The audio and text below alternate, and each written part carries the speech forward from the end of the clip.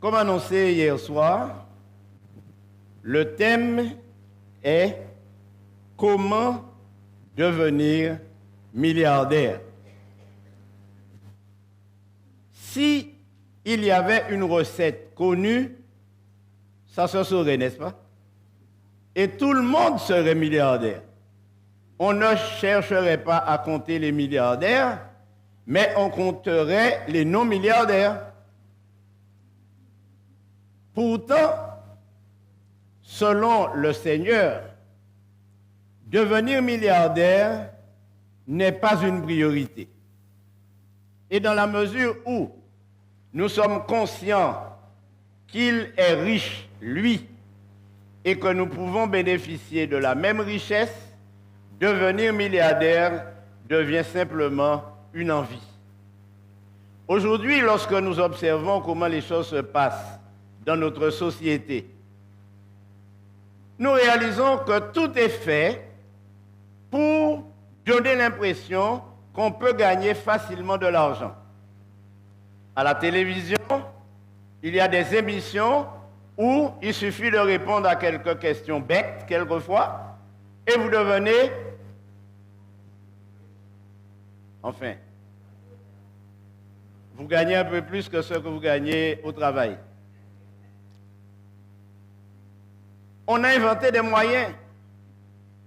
La loterie nationale, le PMU, et toutes sortes de jeux où il suffit de gratter et vous gagnez de l'argent.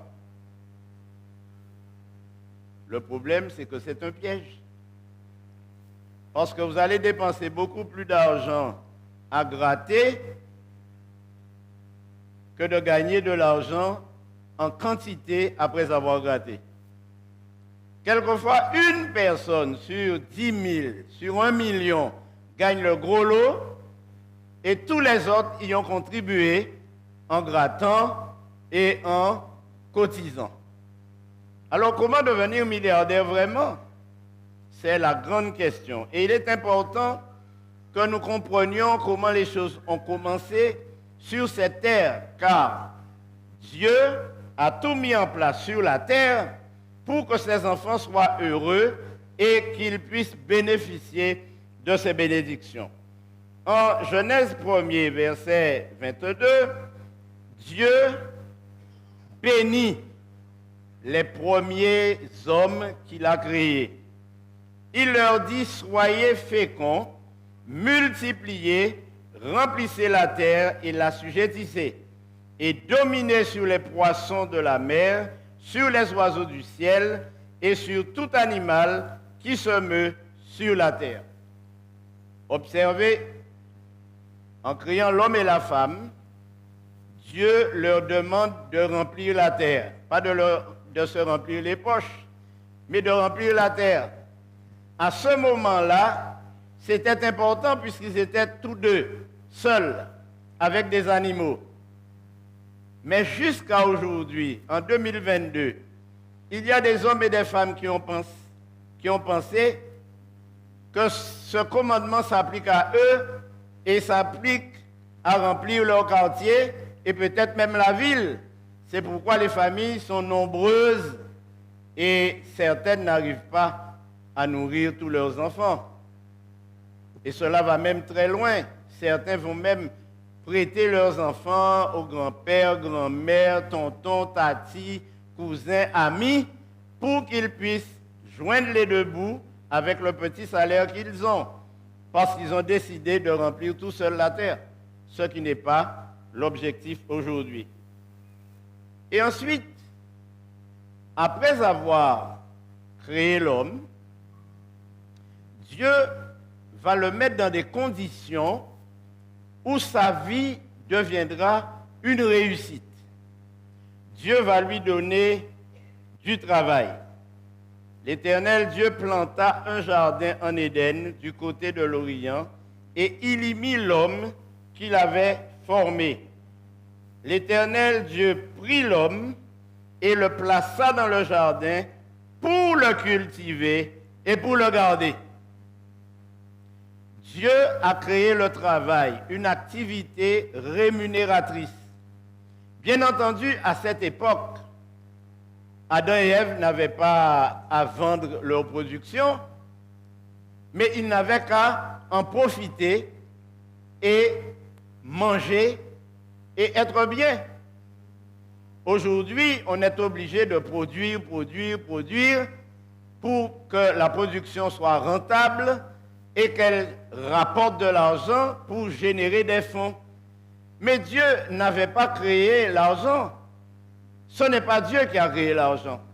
Ce n'est pas Dieu qui a créé le système monétaire dans lequel nous sommes enfermés et dont nous sommes prisonniers.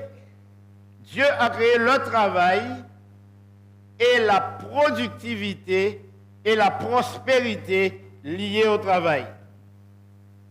Dieu, en créant cet environnement, s'est arrangé pour que, dans les circonstances les plus difficiles et plus compliquées, l'homme bénéficie de ce qu'il a proposé.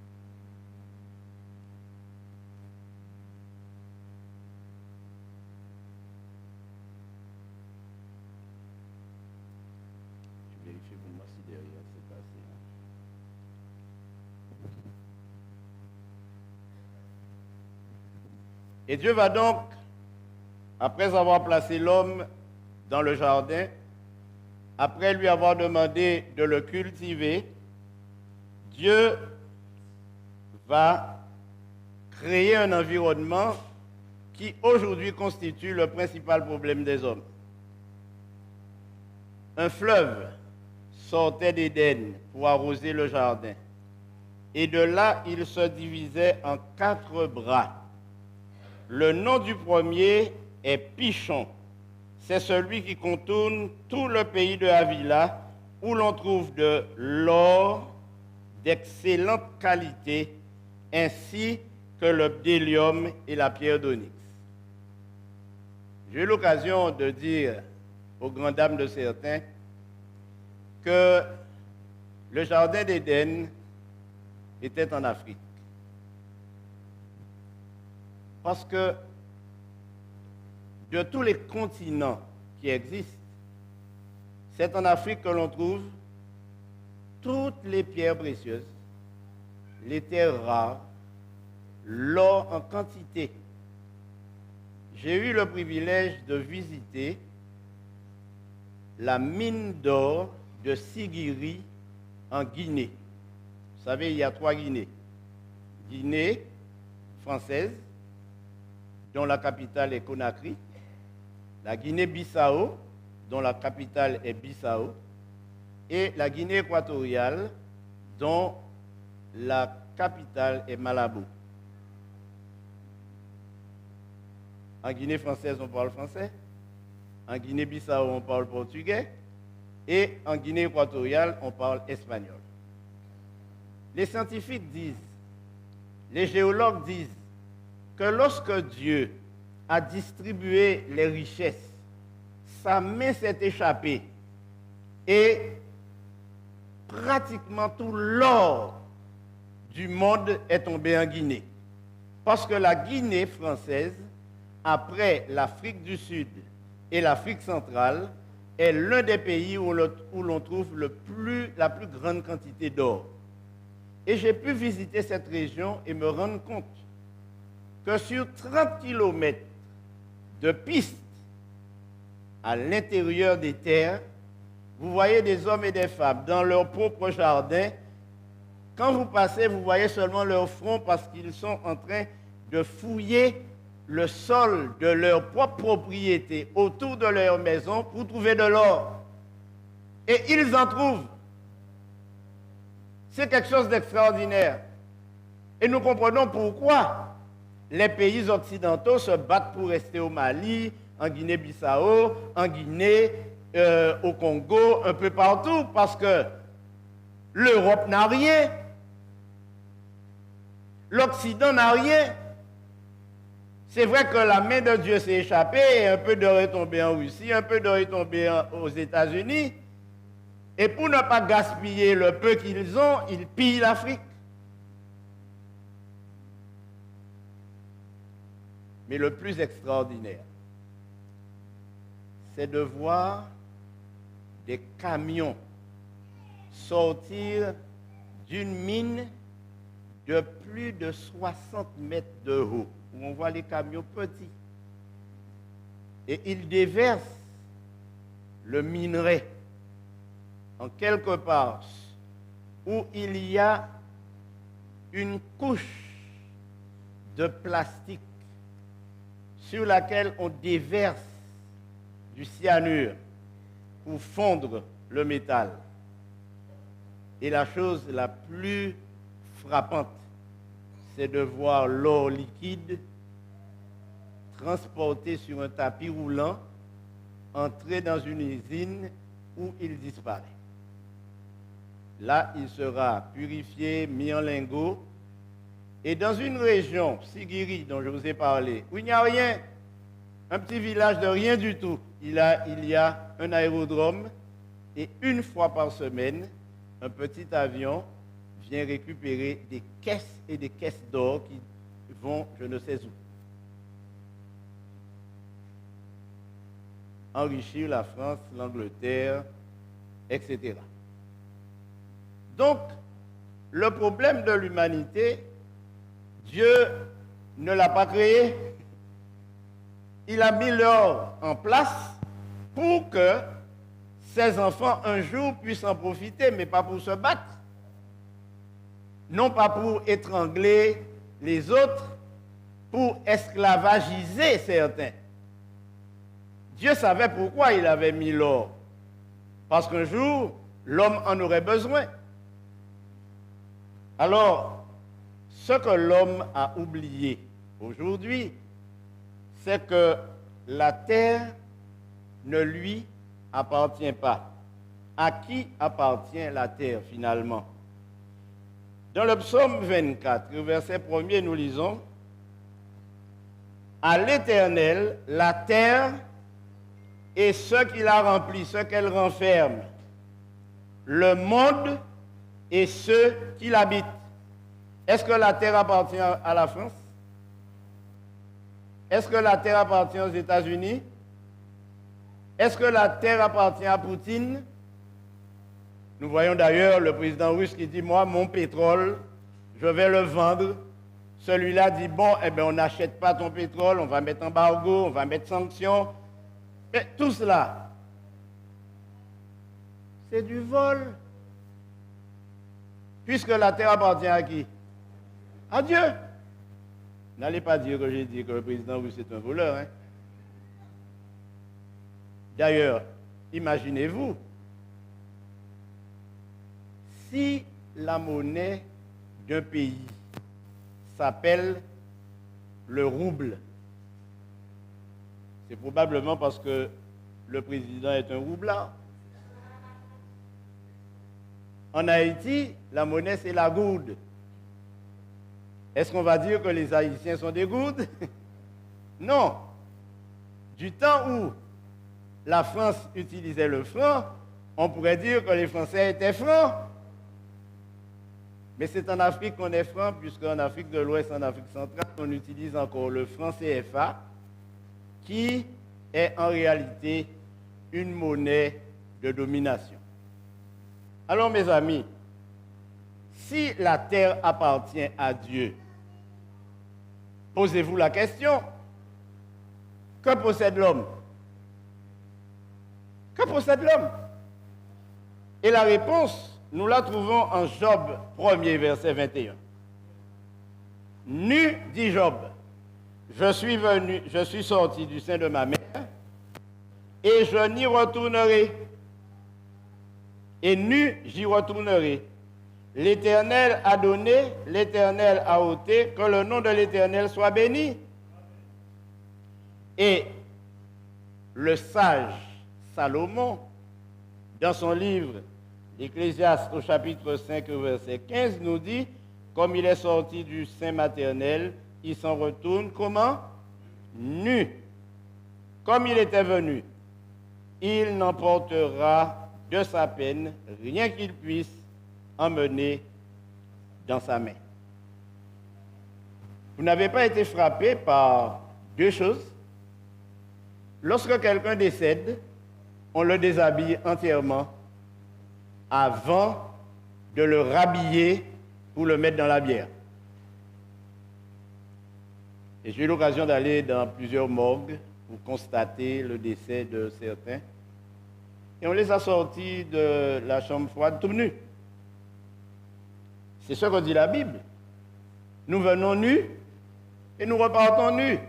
À quoi nous servent les beaux vêtements que nous portons maintenant? Au fond, mes amis, quand Dieu a créé Adam et Ève, ils étaient nus. C'est ce que dit la Bible. Ils étaient nus et n'en avaient point honte.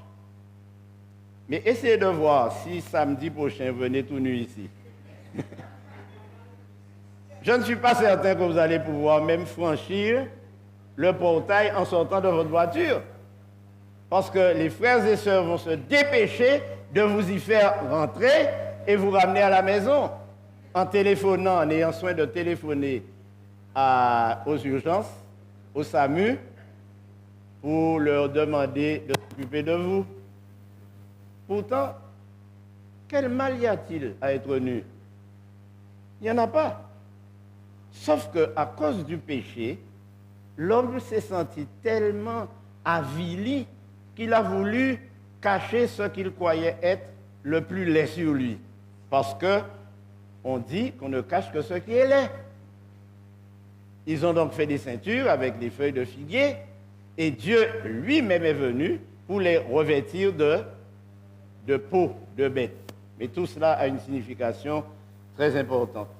Alors, Paul, s'adressant à Timothée, rappelle en 1 Timothée 6, verset 7, « Car nous n'avons rien apporté dans le monde, comme aussi nous n'en pouvons rien emporter. » Dans certaines civilisations, lorsque quelqu'un décède, et selon son importance, on met dans son cercueil ou dans son caveau un certain nombre de choses dont il aura besoin, paraît-il. Les pharaons, on les mettait dans une barque et on mettait dans leur sépulture de la nourriture, de l'or, des pierres précieuses, des vêtements, toutes sortes de choses qui lui permettraient de faire le voyage, de traverser le fleuve jusqu'à atteindre sa destination. Dans certaines familles, on met une Bible dans le cercueil du mort pour qu'il ait tout son temps pour la lire du début à la fin. Dans d'autres familles, on met les choses que le mort aimait le plus. Mais mes amis, aucun mort n'a téléphoné pour dire qu'il lui manque quelque chose qu'il a oublié à la maison. Et aucun mort n'a envoyé un SMS ou un email ou même un WhatsApp à ses parents pour leur dire qu'il est bien, qu'il est dans un bel hôtel et qu'il les invite à venir. On raconte l'histoire vraie d'une femme qui a reçu par erreur le courrier d'une autre personne, d'un homme qui était mort, et elle a reçu un courrier de cet homme qui avait écrit à sa femme, mais la femme ne l'avait pas reçu à temps. Et l'erreur était la suivante. Je me porte très bien, je suis bien logé, ça se passe super bien, je t'attends.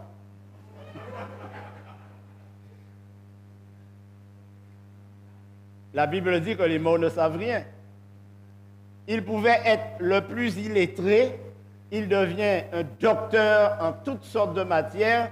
Il peut même communiquer les résultats des examens qu'il n'a jamais passés ou auxquels il n'a jamais réussi. Comme quoi, quand on devient mort, on devient intelligent. Mais la Bible nous dit clairement que nous sommes venus sans rien et nous partirons sans rien. D'ailleurs, essayez de mettre le terrain de mort dans son cercueil.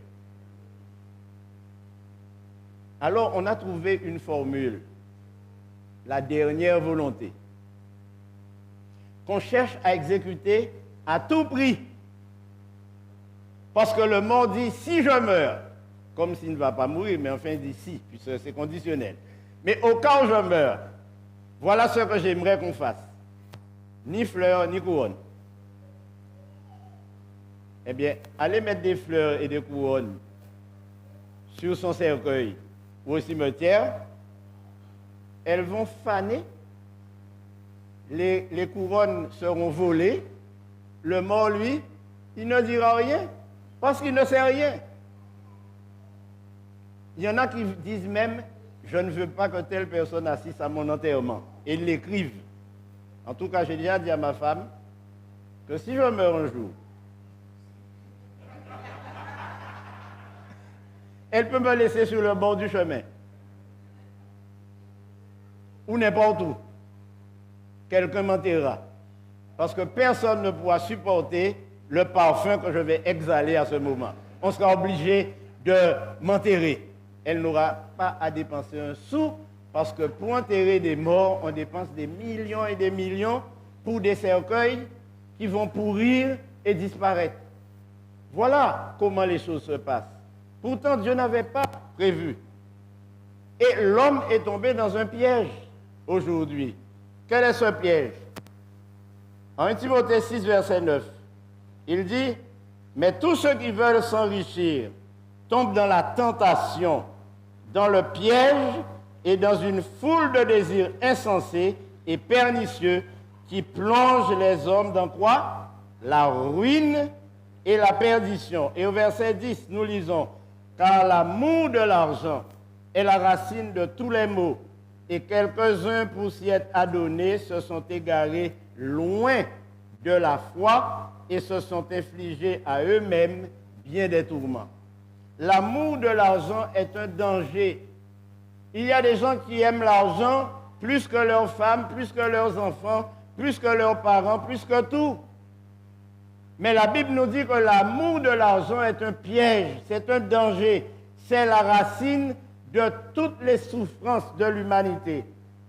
Et l'auteur de l'Épître aux Hébreux, au chapitre 13, verset 5, nous donne la conduite à avoir. Il dit que votre conduite ne soit pas inspirée par l'amour de l'argent.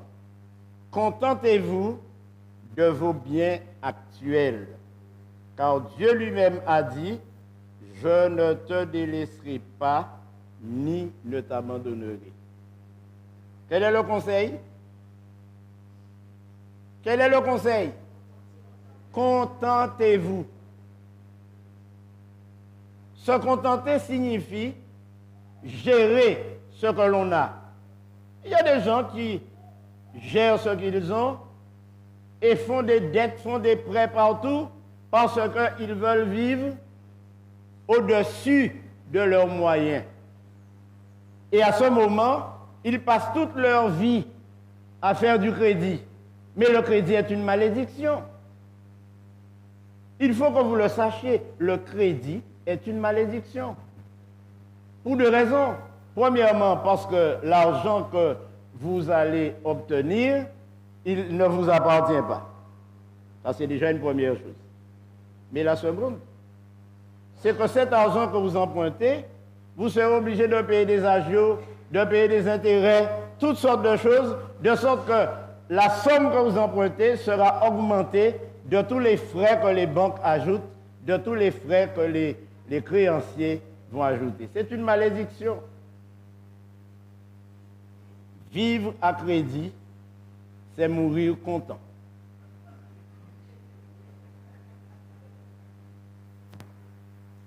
En Luc 12, C'est Jésus qui parle. Au verset 15, il dit, « Gardez-vous attentivement de toute cupidité, car même dans l'abondance, la vie d'un homme ne dépend pas de ce qu'il possède. » Il y en a qui vous disent, « Moi, j'ai ceci, j'ai cela, venez voir, venez voir, venez voir. » Ils vous font visiter terrain, maison, tout. Pourquoi? Parce qu'ils veulent être considérés. Mais la considération que nous devons avoir pour quelqu'un ne doit pas dépendre de ce qu'il représente en termes financiers, ni en termes de biens. Les pauvres, personne ne les regarde. Pourtant, ce sont eux le plus souvent qui ont un cœur en or et qui ont de l'or dans le cœur. Parce que les pauvres sont enclins à donner, à partager d'une manière générale. Évidemment, si vous n'avez rien, vous aurez beaucoup de joie à partager puisque vous allez partager rien. Mais la qualité d'un homme, ce n'est pas ce qu'il possède, mais c'est ce qu'il est. Et ce que nous sommes doit être inspiré de la parole de Dieu. Parce que Paul rappelle à Timothée, 1 Timothée 6, verset 11, « Pour toi, homme de Dieu, fuis ces choses et recherche la justice, la piété, la foi, l'amour, la patience, la douceur et les milliards. » C'est ça? Non? À aucun moment vous ne verrez Dieu dire « recherche des milliards ». Pourtant, Dieu nous dit qu'il nous aime, qu'il veut notre bonheur et il veut que nous soyons dans l'abondance. Dieu ne veut pas que ses enfants soient pauvres et Dieu ne hait pas les riches. Au contraire, il voudrait que tous ses enfants soient riches. Mais de quelle richesse parle-t-il? Il parle d'abord de la richesse morale consciente du cœur, mais aussi de la richesse matérielle. Et nous allons voir que Dieu a un plan d'épargne pour l'homme. Il a un plan d'épargne pour chacun de nous. En Malachie 3, verset 8, il dit, « Un être humain peut-il frustrer Dieu? Quand vous me frustrez et vous dites, en quoi t'avons-nous frustré? C'est sur la dîme et le prélèvement. » J'ai choisi cette version parce que l'autre version dit, vous me trompez. Et dans ce cas-là, on se sent comment? Voleur. Donc j'ai préféré la version qui dit, vous me frustrez. Mais c'est la même chose. Vous êtes frappé par la malédiction et vous me frustrez, la nation tout entière. Dieu fait référence à deux choses, la dîme et les offrandes. Tout à l'heure dans le service, deux dames sont passées avec des sébiles et ont recueilli ce que vous avez voulu apporter dans la maison du trésor. Parce que Dieu le recommande en Malachie 3.10, apporter à la maison du trésor toute la dîme, afin qu'il y ait des provisions dans ma maison. Mettez-moi de la sorte à l'épreuve, dit l'Éternel des armées, et vous verrez si je n'ouvre pas pour vous les écluses du ciel, si je ne déverse pas pour vous la bénédiction au-delà de toute mesure. Ah, nous commençons à voir comment les milliards vont se créer. Parce que Dieu nous dit que si nous sommes fidèles dans les conseils qu'il nous donne, il va nous bénir au-delà de la mesure. Il va nous bénir en abondance.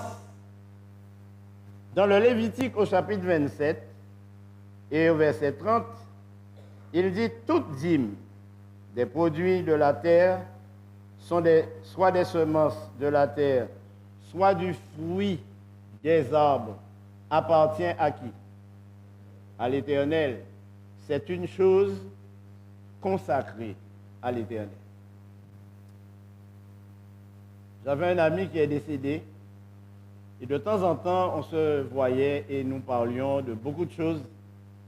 Et un jour, il m'a dit, Guito, parce que c'est ainsi qu'on s'appelait, lui et moi, quand je donne la dîme, ce n'est pas que j'ai envie de la donner, hein, mais c'est parce qu'elle ne m'appartient pas. Elle appartient à Dieu. Je n'ai rien d'autre à faire que de lui remettre ce qu'il m'a donné. Parce que si je devais m'écouter, Dieu n'aurait rien. C'était son raisonnement. La dîme appartient à Dieu. Et je veux profiter de l'occasion pour vous dire que la dîme n'appartient pas à l'Église. Elle n'appartient pas au pasteur. Elle n'appartient pas à la trésorière ou au trésorier de l'Église. Elle appartient à Dieu. Et toutes les fois où je décide, pour des raisons très compréhensibles, certains disent, ah, mais si c'est ainsi qu'on dépense mon argent, alors je ne vais rien donner. Mais qui frustrez-vous? Et puis l'argent dont vous dites que vous n'allez pas le donner, il vous appartient? Le texte nous dit au verset 31 et 32, si quelqu'un veut racheter quelque chose de sa dîme, il y ajoutera 1/5 pour toute dîme du gros et de menu bétail. Et tout ce qui passe sous la houlette, le 10e sera consacré à l'Éternel. Vous savez, les Israélites étaient un peuple de bergers et ils donnaient la dîme de leur troupeau. Et remarquez ce que ce texte dit. Tout ce qui passe sous la houlette sera compté. Mais le 10e appartiendra à qui? À l'Éternel. Vous savez, mes amis, Dieu est bon. Tout le temps, Dieu est bon. God is good. Savez-vous quelque chose? Le système de la dîme est un système très simple, en même temps très complexe, mais en même temps béni. Pourquoi? Parce que Dieu partage bénéfices et pertes. Et nous avons une expression qui nous permet de le comprendre. Observez bien. Le berger avait un grand bâton. Il faisait entrer son troupeau dans un grand couloir et il commençait à compter. C'est un couloir où les bêtes ne pouvaient passer qu'une à une. Et il comptait comment? 1, 2, 3, 4, 5, 6, 7, 8, 9, 10. Les 9 premières allaient dans l'enclos du berger. Et la 10e allait dans l'enclos de Dieu. Et il recommençait. Et savez-vous que proportionnellement, si la 10e bête était une bête malade, elle appartenait à qui? Oh mes amis, le 10e sera consacré à l'Éternel. Si le 10e est une bête malade, elle appartient à Dieu. Puisque au début, nous avons vu quoi? Si quelqu'un veut racheter quelque chose de sa dîme, il y ajoutera 1/5. Si la 10e bête est malade, elle appartient à Dieu. Et lorsque l'on va faire les comptes, on se rendra compte que proportionnellement, Dieu a autant de bêtes malades que le berger lui-même. Parce que Dieu partage pertes et profits. Mais le respect de la 10e, c'est ce respect qui déclenche les bénédictions de Dieu.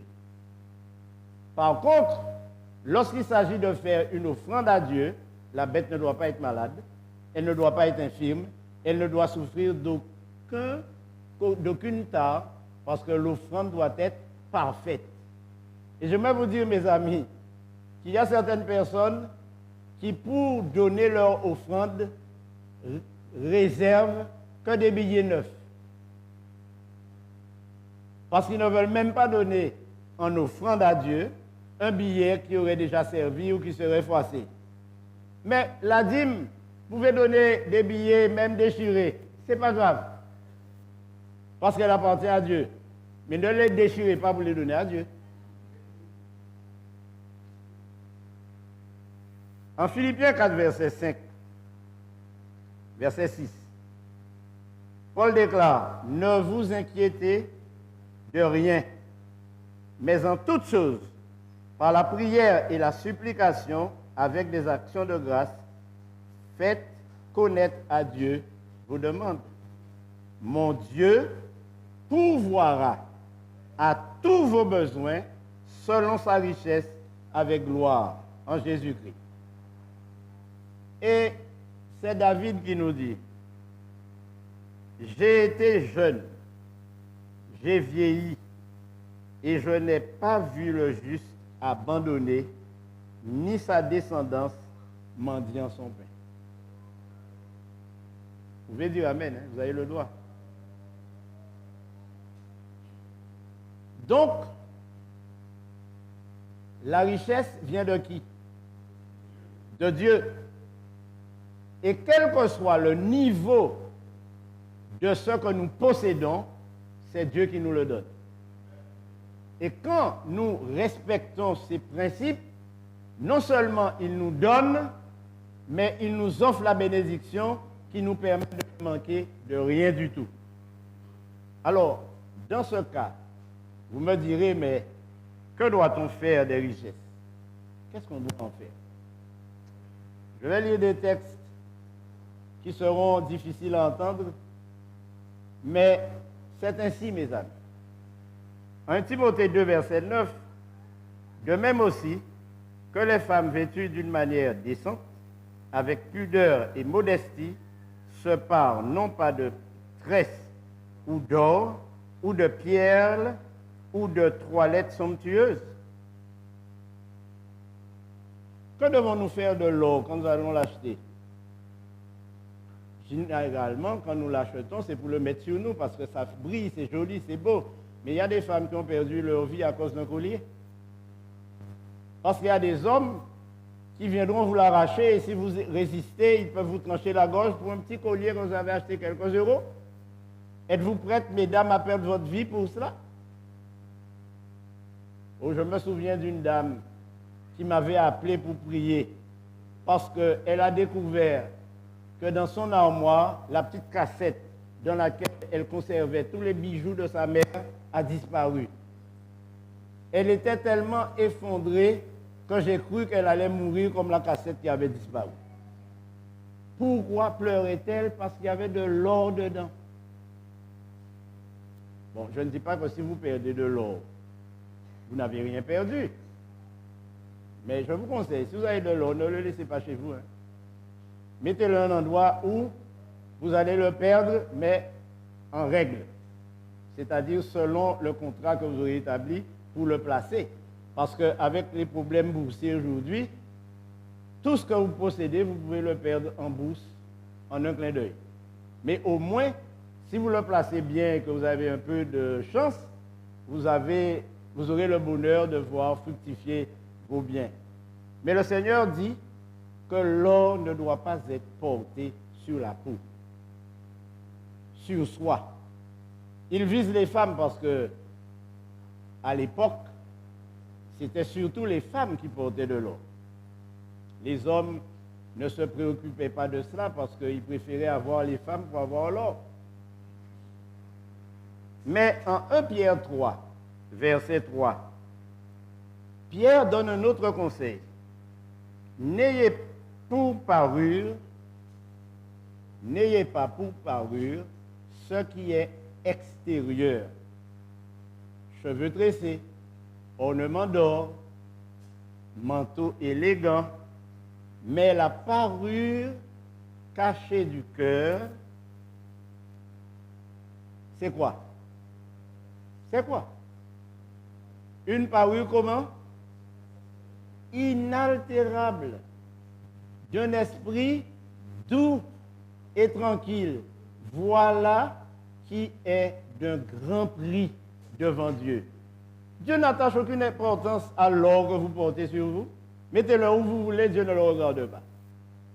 Ce que Dieu regarde, c'est quoi? Le cœur. Donc, mettez votre or dans votre cœur. Et peut-être qu'à un moment, il va le regarder. Ayez non cette parure extérieure. Et au verset 5 du chapitre 3, il dit, ainsi se paraît autrefois les 7 femmes qui espéraient en Dieu, soumises à leur mari. Sarah appelait Abraham son Seigneur. Voilà ce que dit la Bible. Et en 2 Corinthiens 9, verset 8, et Dieu a le pouvoir de vous combler de toutes sortes de grâces, afin que possédant toujours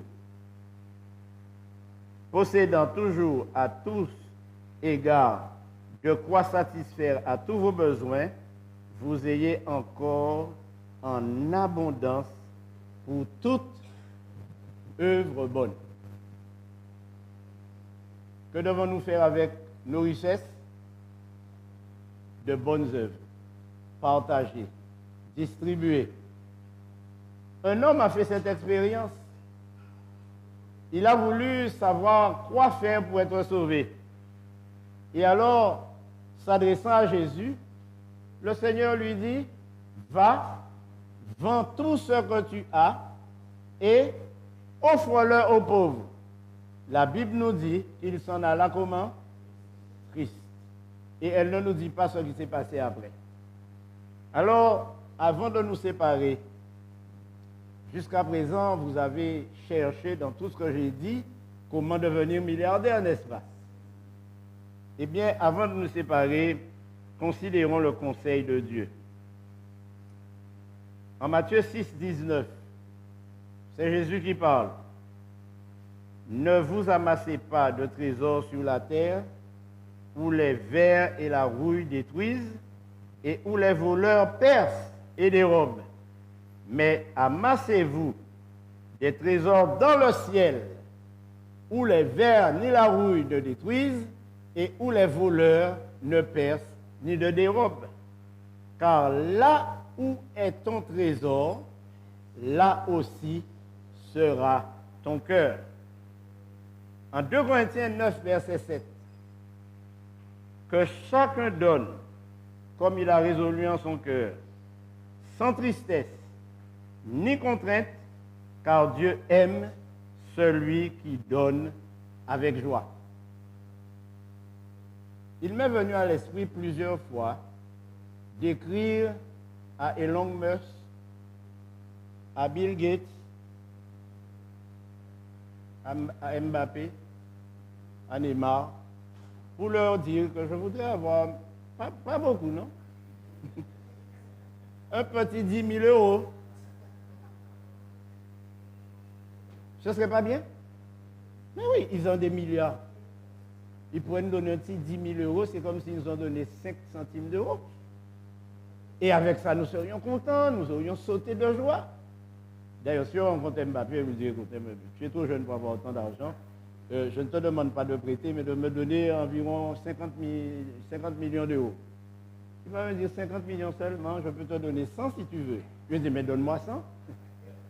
Mais rassurez-vous, hein, le chèque qu'il m'enverra, c'est peut-être 10 euros. Hein. Parce que la Bible dit que les riches n'ont aucune intention d'entrer dans le royaume de Dieu. Pourquoi? Pourquoi? Parce que tout ce qu'ils possèdent, c'est pour eux. Regardez la pauvreté qu'il y a dans ce monde, la quantité de personnes qui meurent de faim. Regardez la quantité de terrain qu'il y a en Guyane. Et on est obligé de payer des milliers d'euros pour construire une misérable maison. Il y a de la place pour tout le monde. Il y a de la terre pour tout le monde. Il y a de l'argent pour tout le monde. Vous réalisez, mes amis, 20% des richesses du monde sont perdues. Parce que 80% des richesses du monde sont aux mains de 20% de riches.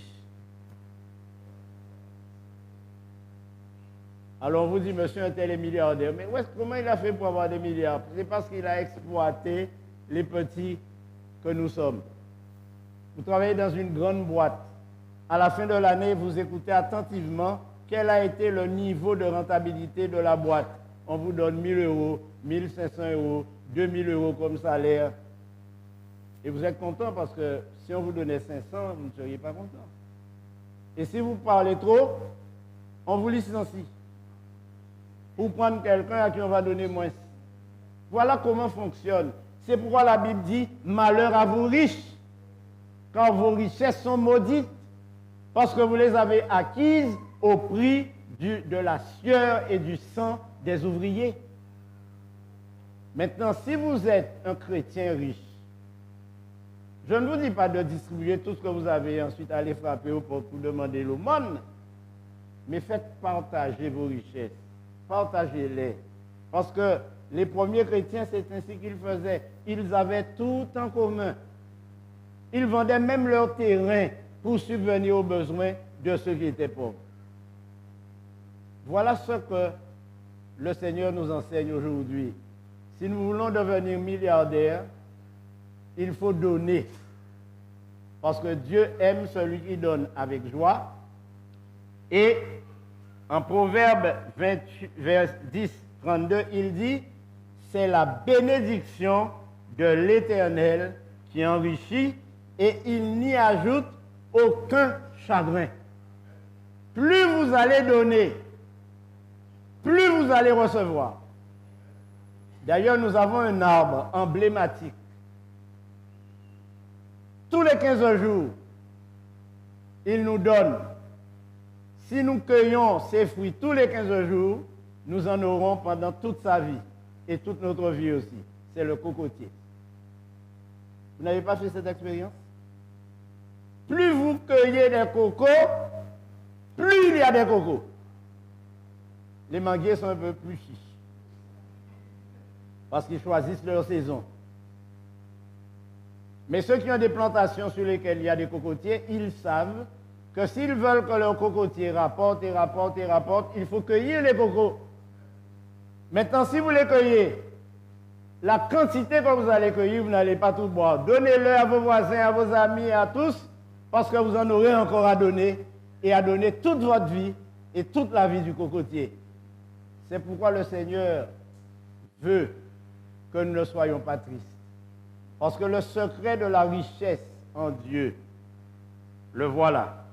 Matthieu 6, 33.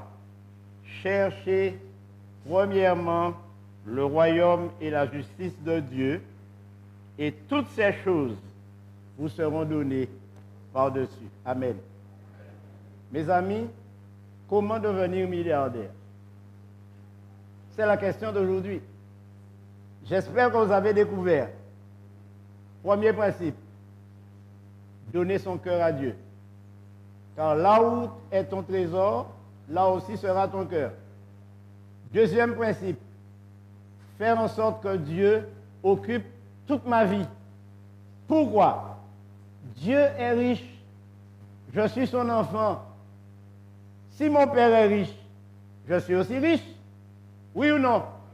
Il possède quoi? Il possède toute la terre. Est-ce que vous savez que là où vous êtes assis maintenant, chers amis, frères et sœurs, la terre vous appartient parce qu'elle appartient à Dieu? Et si vous avez fait confiance à Dieu, la terre vous appartient. Mais méfiez-vous, n'allez pas prendre celle du voisin, parce qu'en attendant que Dieu ne vous donne la maison qu'il a préparée, qu'il vous donne cette rue sur laquelle vous allez marcher. Vous vous rendez compte, mes amis, si toutes les rues de Cayenne étaient pavées d'or, il ne resterait pas un pavé.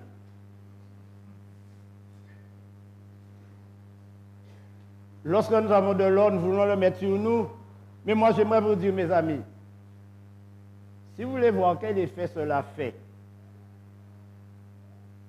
quand vous avez acheté vos chaînes, vos bagues et ça, que vous allez porter sur vous, mettez-les par terre et marchez dessus. Et vous allez me dire quel effet cela fait. Un effet étrange. Mais Dieu nous dit que nous allons marcher sur des rues pavées d'or. Nous allons marcher sur l'or. Nous allons danser sur l'or. Personne n'aura envie d'écorcher un petit bout le mettre à ses oreilles, mettre à son cou, mettre à son bras, mettre ailleurs. Nous aurons des pierres précieuses qui seront partout. Au lieu de ces vieux cailloux que nous voyons partout, ce seront des pierres précieuses qui brillent. Ce sont des choses que l'œil n'a point vues et qui ne sont point montées même au cœur de l'homme. Maintenant, nous aurons quoi? Une couronne d'or. Attendez le moment. Une couronne d'or. Nous aurons une harpe d'or, une guitare en or, un saxophone en or, tout ça en or. Savez-vous pourquoi les trompettes et les harpes seront en or?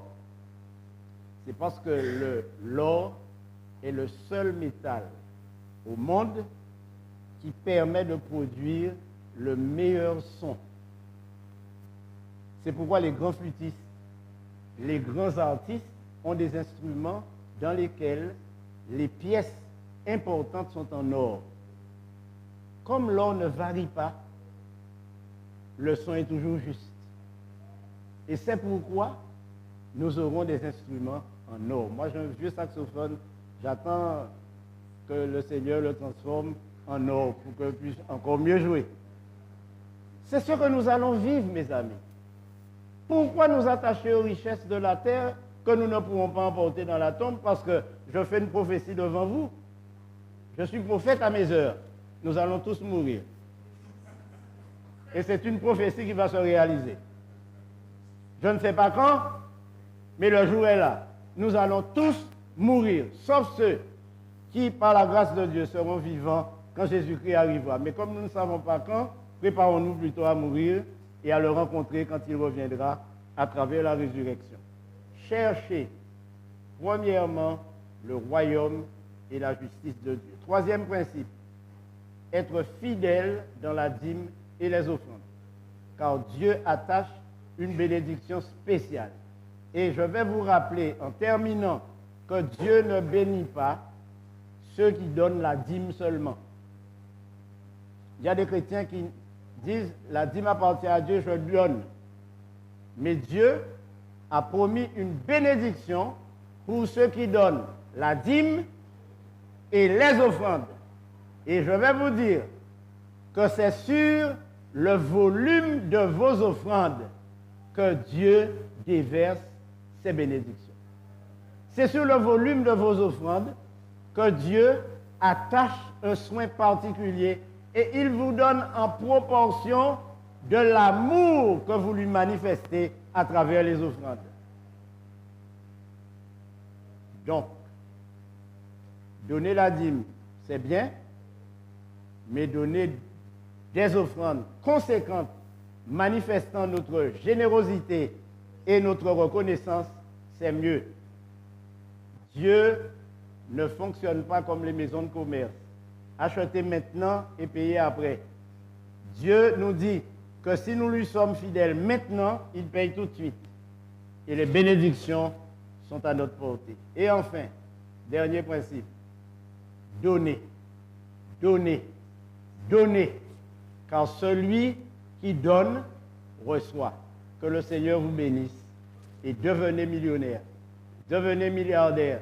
Mais quand Jésus-Christ reviendra, nous n'aurons plus besoin de compte en banque parce que nous aurons toutes les richesses du monde à notre disposition et nous ne serons pas les seuls à en profiter car la promesse est pour vous, pour vos enfants et pour tous ceux qui, au loin, reçoivent cette promesse par le biais des vidéos que vous distribuez et par la grâce de Dieu. Que le Seigneur vous bénisse et à demain pour une autre réflexion ensemble.